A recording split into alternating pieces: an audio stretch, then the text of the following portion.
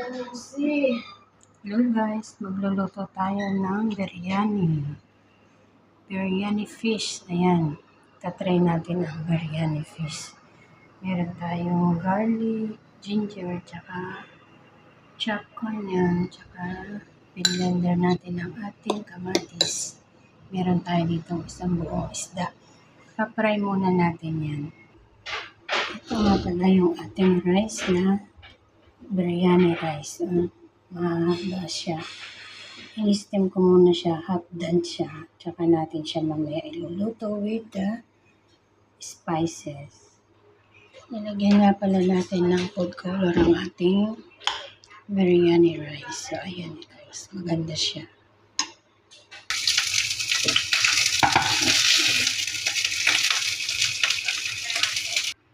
Ayan, pagkatapos iprito, maglagay na tayo ng ating sibuyas at kawali.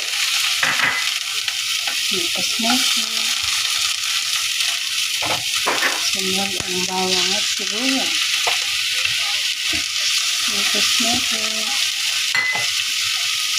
Pagkatapos ilagay ang jeera powder, dana powder, yellow powder,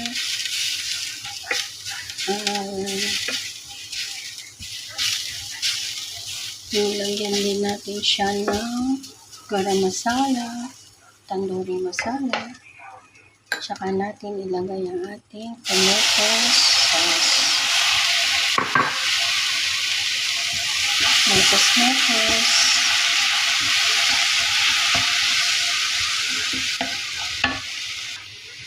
Mekos-mekos hanggang mag-well combine ang ating mga spices.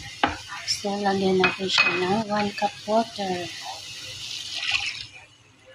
Tsaka natin siya takpan at pakuluin hanggang sa maluto ang ating juice pang spices natin sa ating fish curry.